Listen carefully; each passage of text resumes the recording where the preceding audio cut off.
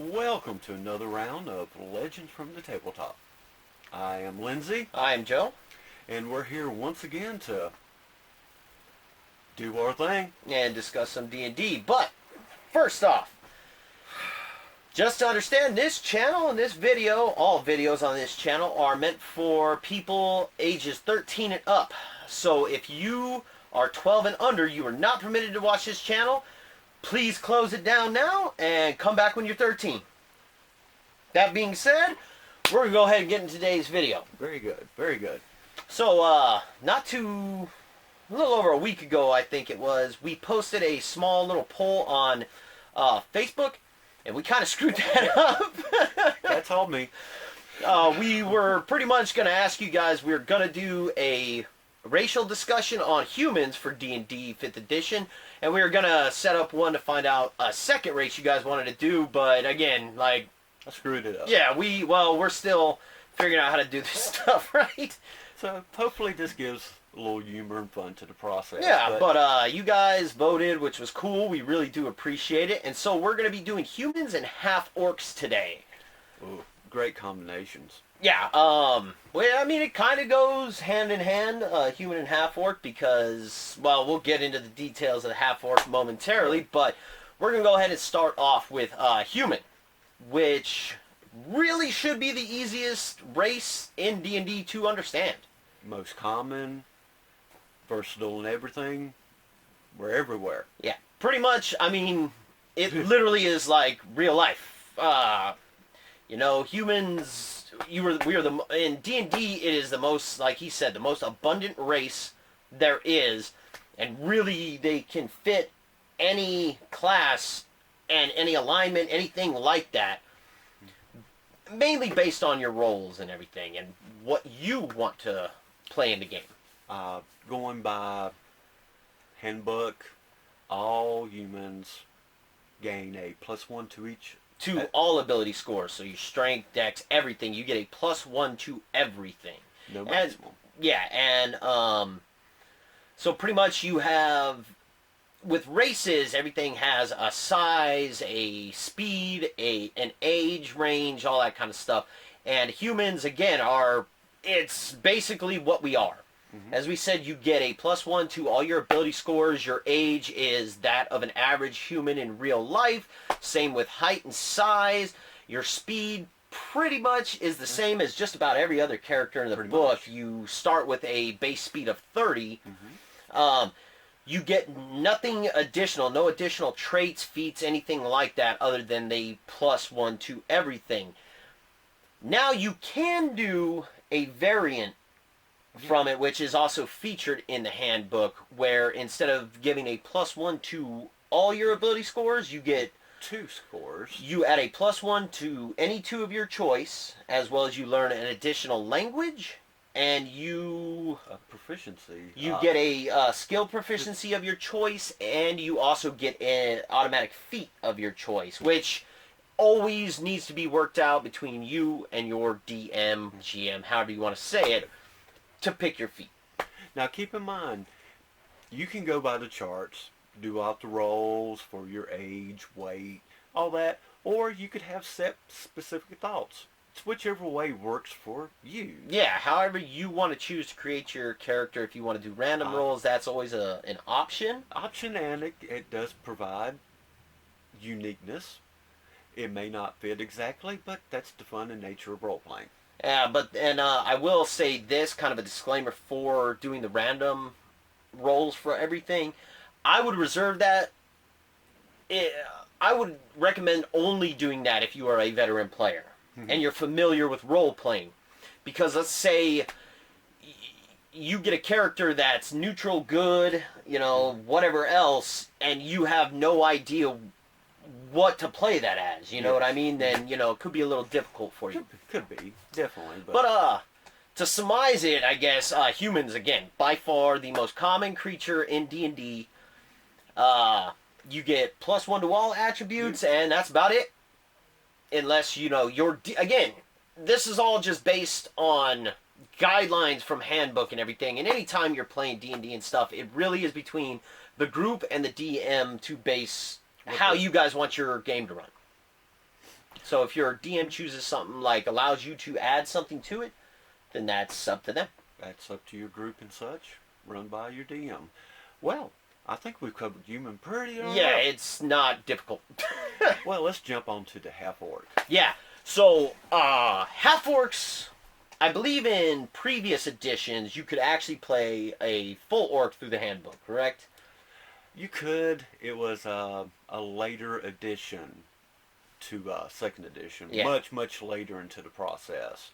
Half-orc was available a bit earlier, but they did a handbook for just specific races and brought that out really late into the season of that. But immediately with 5th edition, You have them in the handbook. they're all ready to start, and actually, I find interest in them. Yeah, they're definitely interesting, an interesting race to play, I should say. So, and a half-orc pretty much is, a mix between an orc and a human.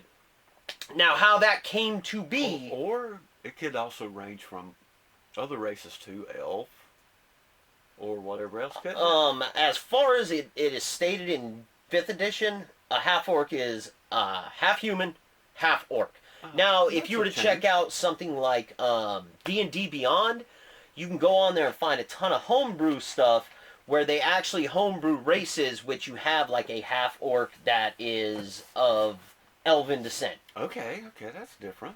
So, again, we've mentioned D&D Beyond before. We're not getting paid by them, no sponsor or anything, but if you are starting out and everything, and you don't have a handbook necessarily yet, check out D&D Beyond, because they do, without having to pay, you can check out a lot of races, standard races, I should say, within the game. That's the one with a lot of homebrew where people post in. So Yeah, it's a good website. It's fun. You can get a lot of ideas and help there. It really is a good thing to check out. Back to our half-orc. So, a half-orc, as I said, mentioned in 5th edition, states you are a half-human, half-orc. So, really, however your DM wants to play this, but the way orcs are looked at in Dungeons and Dragons, they are not the kindest of creatures, and they are not the...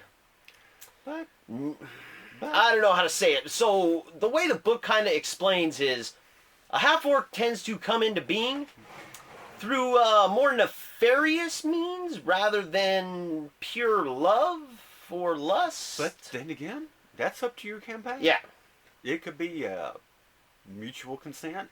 It's however your DM creates it, however you like to see your background. We all like a little controversial background. Oh, yeah. I mean, it fits with real life. But you could go with any way you want to. It's up to your preference, up to your creation of history. Go with it. Roll with it. Oh, yeah, always. So, a half-orc, we should discuss their alignment first, I think. So the way the book kind of states it is that orcs tend to follow some form of chaos. They are because of their heritage from the god that created them, which we will get into all that stuff in later videos. Big god discussions, which, will be fun because I really enjoy that stuff. But, yeah, so really it says you should be picking some kind of chaotic trait for your alignment, but as many people I know feel about 5th edition alignments, a lot of people feel it's kind of dead, but we do feel there are points to it. But, so, trying to stick with chaotic, something neutral, evil, good, it kind of fits more chaotic neutral and chaotic evil. But that's up to you. Again, everything is up to you guys. You and your DM. Talk it on out. After that, though, your traits. So, Ooh, cool stuff. Instead of getting +1 to everything, a half-orc actually gets a +2 to strength and a +1 to constitution. So, strong and healthy is the big key point. Which, we can talk a little bit about classes with this. So, a good class for a half-orc would be things like fighter or barbarian. That's the thought I had was half-orc fighter, I think would be pretty tough. Get them rolls really settled out. Get that strength constitution up. Be a walking damn tank. Oh, yeah. Because there's other abilities that go with the class that would be nasty as a fighter. Oh yeah, yeah. I believe it's called menacing. That's a good one. Well, menacing is one of their traits. I'm wrong on that. Menacing is a trait, but it automatically. So this is an addition to being a half-orc. You automatically get a skill proficiency, which is intimidation. Which fits hand in hand, because most people look at half-orcs in the worlds of D&D as, oh, you're part orc. I mean... Barbaric. Yeah. Cruel, evil. Wild. And people go with that. Even veteran players I still look at an orc as like, yeah, one orc, yeah. A group of them, oh crap. Yeah, right? Like, flat out. Even at big levels, you see numbers, it's just like, orcs, I'd use them all the time. Hell, it don't matter. I mean, they're great at low level as a monster, but high level works out too. But that menacing's pretty damn tough, because, I mean, Yeah, precisely. So another trait that you get with the half-orc is Savage Attack, which we were mentioning about having a half-orc as a fighter, right? So if you choose a certain subclass in fighter at a certain level, your critical rolls, your critical hits become a 19 and a 20 instead of just a natural 20. So Savage Attack allows you, when you score a critical hit, and after you've rolled your die for your damage dice, and you've doubled it for the critical hit, you add an additional damage dice to that to increase damage. And that's just a feat that you get from being a half-orc. That, if you can imagine all them numbers compiled together, ow! Especially if you get way higher levels and you've got some really good weapons and such, See, reading those thoughts, ow. Yeah. Walking tank, oh yeah, half-orc. Yeah. I give credits to it now. Definitely catches my interest a lot better. Oh yeah. Half-orc barbarian. That could be dangerous. I would be tempted to try to play myself. Oh yeah. Very much. Combining all that additional damage for your rage bonus and all that kind of stuff, like holy shit. Yeah, it can be pretty intense. Yeah, pretty devastating. So the final trait is called I believe it's Relentless Constitution? Endurance, relentless endurance. So this is actually a really cool feat and trait for any character, and it's awesome that the half-orc gets it. So what this initially allows you to do is, if your character as a half-orc is attack, damage, and your HP drops to 0, instead of being knocked unconscious immediately, you are allowed to bring your health back to 1 HP, which, it's a saving grace. Let's say, that was the final attack in the round and an enemy just damaged you, and hopefully, But only when you get to 0. Now, if the damage beforehand knocks you past that point, it will not work. It's at 0. If you reach 0, not going over as well. Well, again, in 5th edition, damage is not calculated that way. Oh. Once you hit 0, you're at 0. There is no negative HP in 5th edition.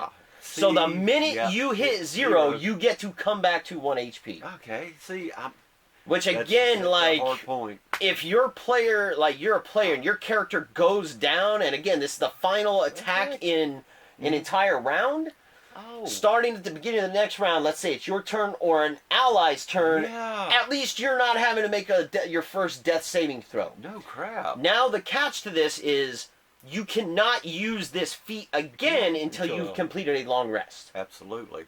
Which, I don't know, I don't believe we talked about rests in our videos. We can address that real fast. Actually, we probably need to leave that for a separate video. Yeah, actually, what the hell? Because that covers so much between spells, hit points. Yeah, true. So many. Hit dice. So we'll go ahead and save that for another video. Yeah, that's a great idea. So that's basic. Oh, let's get into the age and size, which we did not mention about half-orcs yet. So the average age of a half-orc is actually, it states in the book, half-orcs tend not to live past 75. That's extremely rare for that. But for a player character, that's not, not too difficult. No. And it also says that half-orcs reach maturity at about the age of 14. A little bit earlier than humans do.